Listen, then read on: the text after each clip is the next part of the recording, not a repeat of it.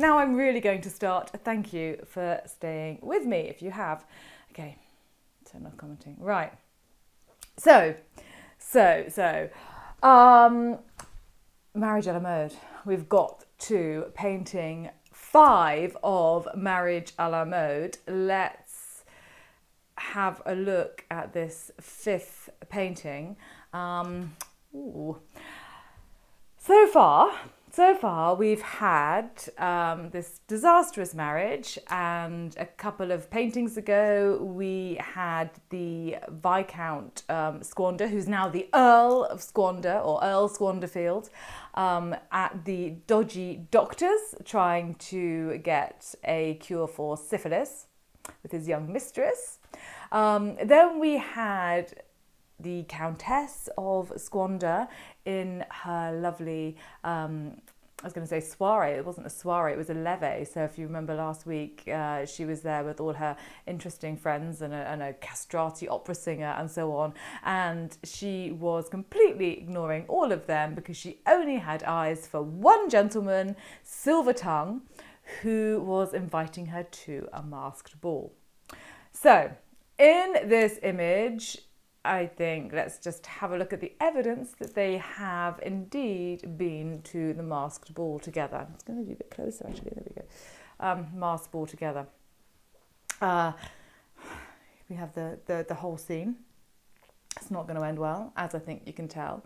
So I'm coming down first of all to the bottom right-hand corner where, yeah, they have ended up in a room together. Actually, let's just give you a little bit of background first. So they've ended up in this room together after the masked ball. Here we can see, look, you've got here, you've got the masks that you can see on the floor down there. In a different image here, you have the invitation to the masked ball. So this is all kind of referenced, this ball. But let's go back to the main image. But they just obviously added a little bit of something onto the end of their evening after this masked ball. And that little bit of something took place in somewhere called a Bagnio. So this painting is called the Bagnio. And a bagnio was, well, it literally means a bath. So it was a Turkish bath, but in London and probably elsewhere as well, Turkish baths were becoming quite popular, and many of them had coffee shops attached, or perhaps it was the other way around. Coffee shops had, Turkish coffee shops had Turkish baths attached, but also many of these establishments had rooms to rent by the hour. So the bagnio became a sort of a slang term for a brothel. So if you were going to a bagnio with somebody, that was probably an illicit love affair, as indeed it was here. So they have gone to this masked ball, at some point decided they were going to leave. They've taken a room in this Turkish bagnio, and frankly, I'm going to say that I don't want to use my imagination too much at this point. I don't really want to think about what happened next, because I think it was a bit frenzied. Clothes everywhere. As you can see, let's go back to this image. So you've got her hooped skirt has been discarded on the floor along with the masks. There's a pair of shoes down there, fancy little dancing shoes. If a little bit further over in the corner, you have her corset, which has been thrown off. That looks like, it kind of looks like, I don't know, when you get a rack of lamb or something all rolled up together, the little bits poking out the top. So that's her whalebone corset that has been sort of thrown onto the floor in this frenzy of passion. But interestingly, Hogarth has placed the corset sort of almost draped over a bundle of twigs. As ever in these paintings, nothing is by accident, is it? Everything is very carefully thought out in these paintings, and indeed this is no exception. So this bundle of twigs was, again, colloquially known as a bundle of faggots. Now, faggot was a derogatory term also in the middle of the 18th century, not in the same way that it might be used today, but in the 18th century, a faggot was a prostitute. Again, so he's really needling the countess. I mean, not that she doesn't deserve it, but you know. So, bundle of faggots here. One of them is, has something that sort of, I think, burst out of the fire. I think we're meant to imagine that there's a fire over to the left-hand side, sort of highlighting this. Looks like a box behind the corset, but in fact it's a chair. So it's an overturned chair. So sort of, there's been a...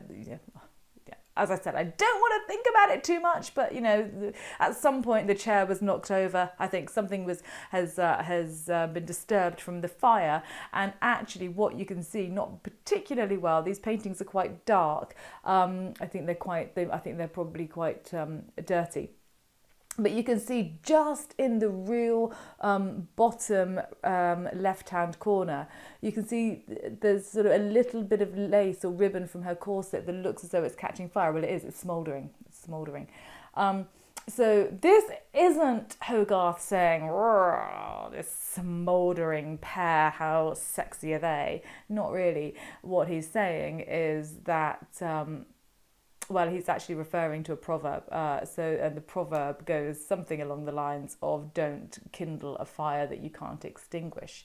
So he's sort of he's having a dig, and he's also saying something a little bit more serious. I'm going to say I think it's all a bit too late for that. I think this fire has been very much kindled. If I can show you one where we can see a bit of the bed. Can we see the bed? Not terribly well, actually. No. The bed behind is all very crumpled, but it's all quite dark, actually. So yeah. Clearly, they have had a good time. And clearly, they were a little bit loud about it. Or, I don't know, perhaps they were loud about it. Perhaps they attracted... the attention of the Earl. Now, there is a big question here. Okay, so the Earl. No, you can't see him very well in this. Again, like why do I do this? Why do I create these? Decide to talk about these images? But they're really hard to show on a phone. So anyway, never mind. Here we are.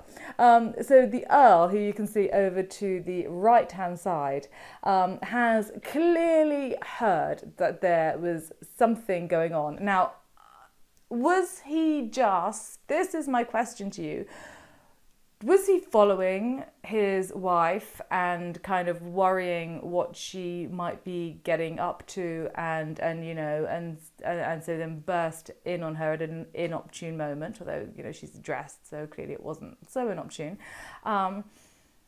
or was he also in the Bagnio with somebody else, recognised some voices and then burst in? Don't know. What we do know, however, is that he's going to wish that he probably hadn't burst in. So let's have a better look at him. Here he is. He's going to wish he hadn't burst in because, I mean, look at the state of him. Can't even stand up straight. Eyes sort of rolling into the back of his head. His legs are definitely giving way. Of course, this is not some kind of a drunken stupor. You can see that there's a big sword that's been sort of thrown into the floor in front of him, and you can see that there is blood on his shirt. So what has happened is that he has burst into the room. He has challenged Silvertongue, who we'll come on to in a second, because obviously this is who she's been having her tryst with, and Silvertongue has fatally wounded him. And so I was going to say the poor Earl of Squanderfield. I mean, okay, let's give him some sympathy in his dying moment, shall we? So the poor Earl of Squanderfield is now sinking to the floor and to his death. I guess, you know what? The upside is that, you know, this syphilis on his neck, the syphilitic mark on his neck that you can still see in evidence here, you know, that we were worried about throughout the entire series. You know, at least he didn't die of syphilis. I don't know. Is that an upside? I don't think so. I don't know. Interestingly enough, though, as he is like sliding down, his head look is framed by a mirror behind him. And if you recall, in the first painting, he was looking lovingly at himself. He only had eyes for himself as he was taking a pinch of snuff, and he dressed, you know, very much the dandy, and looking at himself in the in a mirror in a grand room. And so I think it's quite ironic and again with intent that here he's framed by this mirror in his dying moments. You know, perhaps, I don't know, maybe perhaps Hogarth? Who the hell's Hogarth? Perhaps Hogarth is saying, you know, if you weren't such an idiot, maybe you wouldn't find yourself in this position. I don't know, you know, laying the blame at both of their doors, I think, certainly.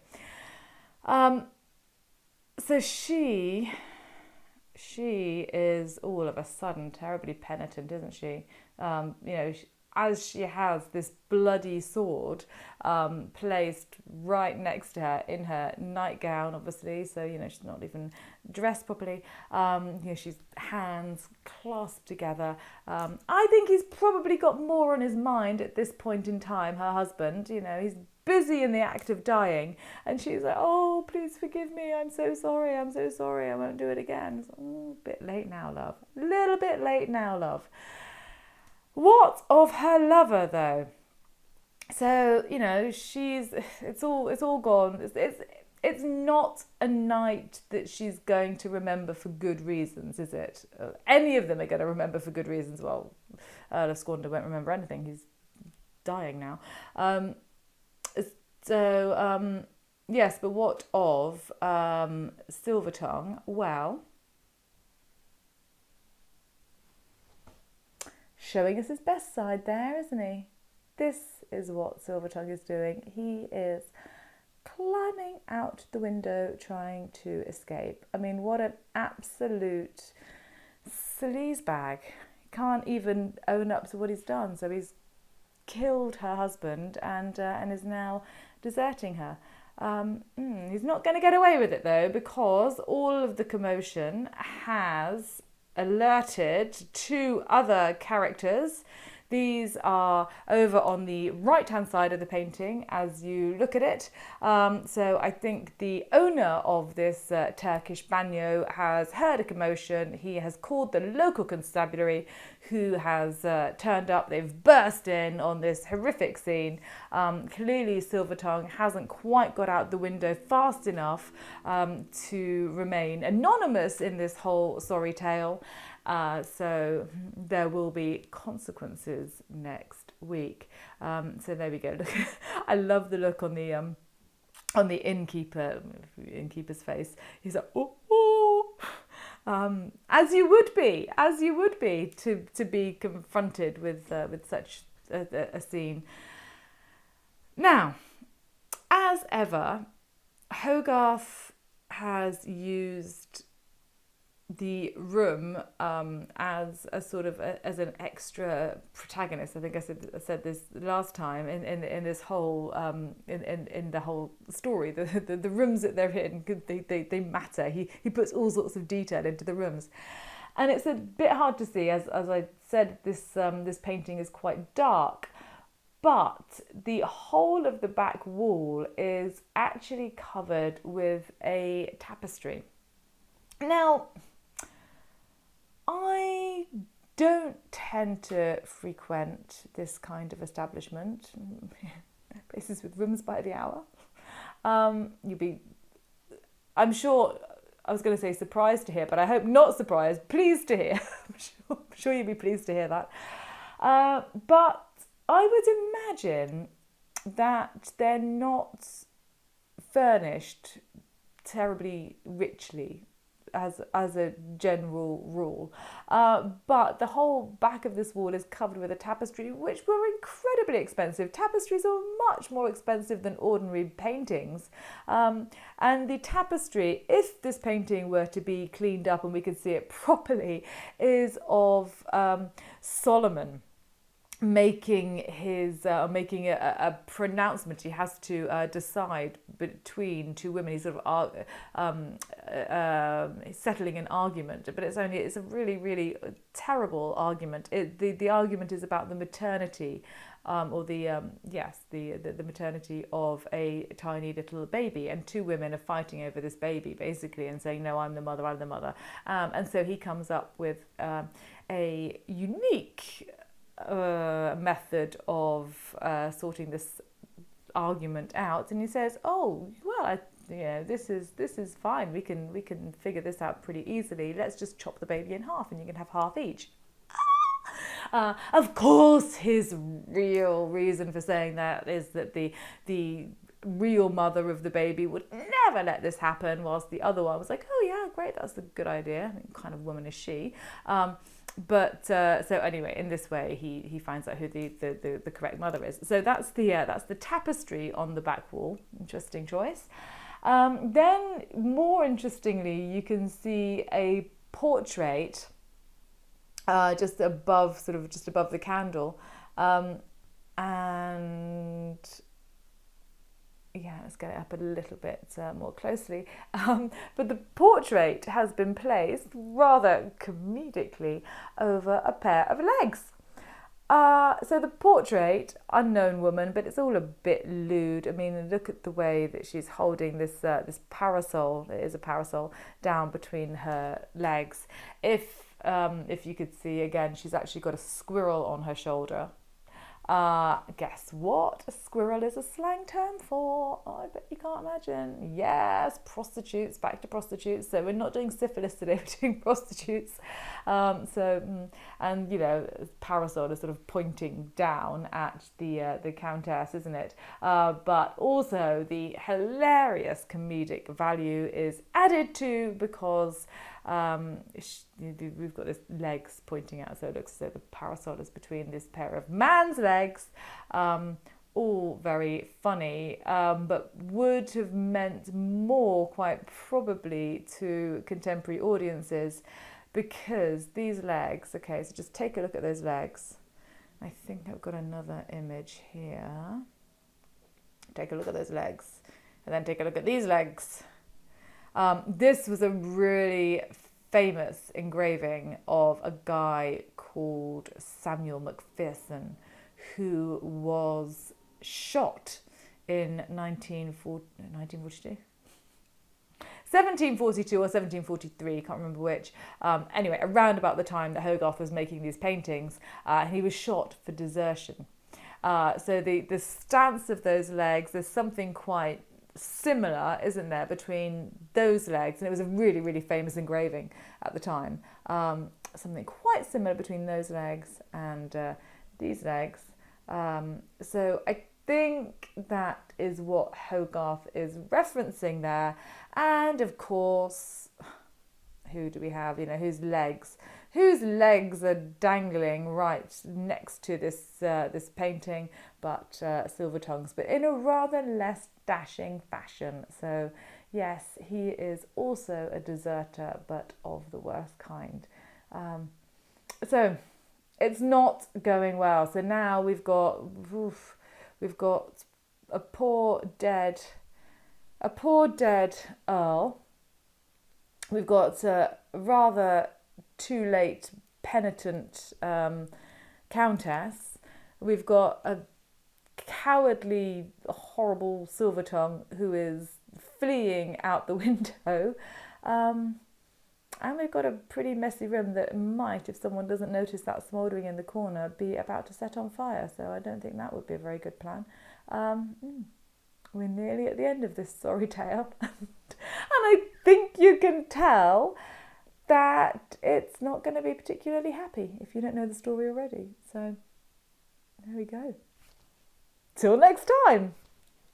Let's turn that off and turn comments back on. Oh, hello Sandra, hello Mum and Chris. Yeah, so wouldn't want to be her right now, or 200 years ago. What a bunch, indeed. What a bunch. How not to behave, isn't it? How not to behave, definitely how not to behave. So yes, we have the thrilling conclusion next week, and then I've got to think about what I'm going to do afterwards. I will also address the puking issue in a different video. Nice, because I don't know whether anyone saw my stories, but there is one of those paintings has been thrown up on, and not by me, I hasten to add. Yeah, so that's a story. Yeah, there's a few little bits that I want to tell you. So I think I might just put that up on stories or do things separately to the live, because there's a few kind of interesting little bits and bobs.